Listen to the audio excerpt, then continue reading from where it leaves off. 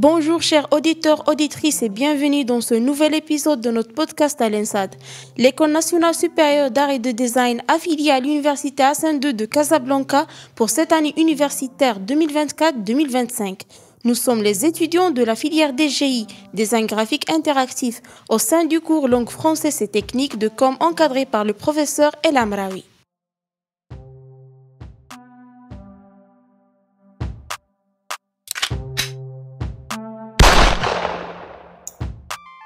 Bonjour et bienvenue chers auditeurs dans Provocart, le podcast qui explore les performances artistiques les plus étranges et fascinantes. Je suis Aya Moussa, votre modératrice, et aujourd'hui nous plongeons dans une œuvre qui bouscule les perceptions et interroge notre rapport au corps, au regard et à l'identité. Une performance à la fois radicale et troublante, c'est Shoot de Chris Burden. Réalisée en 1971, cette performance extrême a marqué l'histoire de l'art contemporain par sa brutalité et son engagement. Dans une galerie en Californie, Chris Burden demande à un ami de lui tirer dessus avec un fusil à une courte distance. La balle le touche au bras, créant une blessure réelle et laissant une empreinte indélébile sur la scène artistique.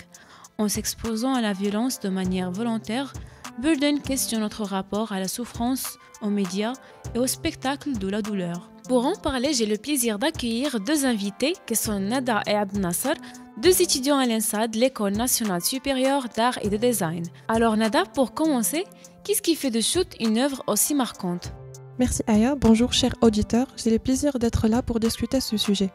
Alors concernant ce genre de performance artistique étrange qui repousse les limites de la perception et interroge la nature même de l'art, elles peuvent déranger, fasciner ou choquer.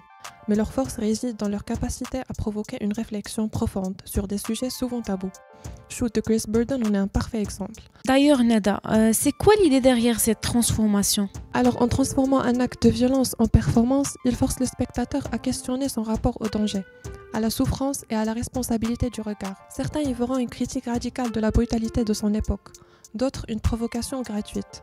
Mais une chose est sûre, une œuvre qui suscite autant de débats remplit pleinement son rôle artistique. C'est une rupture totale avec l'idée traditionnelle de l'art. Il ne cherche pas à créer une œuvre physique, mais un événement, un choc. C'est aussi une époque où l'art devient un moyen d'explorer les limites du corps et de la violence.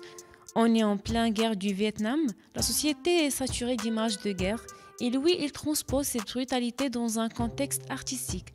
Il pousse la logique du spectacle jusqu'au bout. Alors ma question c'est, est-ce qu'on regarde un homme se faire blesser comme on regarde une peinture ? C'est ce qui rend cette œuvre tellement puissante, parce qu'au final, elle ne se limite pas à un acte personnel. Elle parle de nous, de notre rapport à la douleur, au danger et à l'autorité. C'est une critique implicite du monde qui nous entoure, mais à travers un langage brut, sans explication, juste un acte. Alors maintenant, je cède la parole à Abd Nasser. Merci Aya, bonjour chers auditeurs. Personnellement, je ne suis pas d'accord avec Nada. Je pense que Shoot ne s'agit pas de l'art. Se faire tirer dessus devant d'un public, c'est plus proche d'un spectacle de cirque que d'une œuvre artistique. L'art, c'est censé exprimer une émotion, un message. Mais là, est-ce qu'on ne tombe pas dans l'absurde ? Justement, l'absurde fait aussi partie de l'art. Ce que Burden a fait, c'est une forme de critique sociale, une manière de montrer la banalisation de la violence.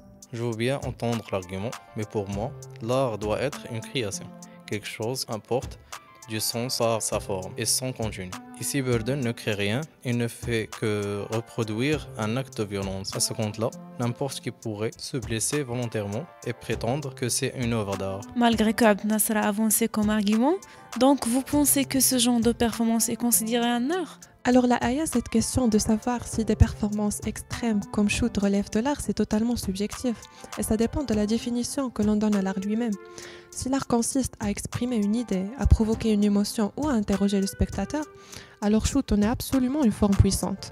En revanche, certains estiment que l'acte de se faire tirer dessus dépasse les limites de l'expression artistique et relève davantage du sensationnalisme. Mais l'histoire de l'art a toujours repoussé les frontières du conventionnel. Et Shoot, par son impact symbolique et son héritage critique, s'inscrit pleinement dans cette dynamique. Vous en pensez quoi, Nasser ? Je pense que cette frontière, justement, mérite d'être questionnée. Si on accepte tout comme de l'art, sous prétexte que cela fait réfléchir, alors omettons la limite. Et puis, Est-ce que ce type de performance ne glorifie pas un peu trop de la souffrance? On a déjà assez de violence dans le monde réel. Est-ce vraiment nécessaire de faire une performance artistique, Nada? Justement, Nasser, l'art n'est pas là pour assurer ou embellir la réalité. Elle est là pour la questionner. Shoot ne glorifie pas la souffrance. Il l'a mis en évidence. Il la sort dans son contexte habituel pour nous forcer à la regarder autrement. La violence existe déjà partout, dans les médias, dans les guerres, dans nos sociétés. Mais on s'y habitue.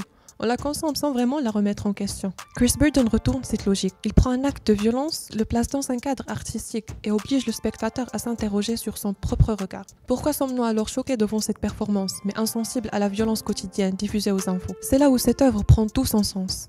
Il ne s'agit pas d'accepter tout comme de l'art, mais de comprendre que certaines œuvres existent justement pour briser nos automatismes et nous mettre face à nos propres contradictions. Et c'est peut-être ça, l'essence de l'art bizarre, des œuvres qui ne cherchent pas à plaire, qui dérangent, qui nous mettent face à nos contradictions.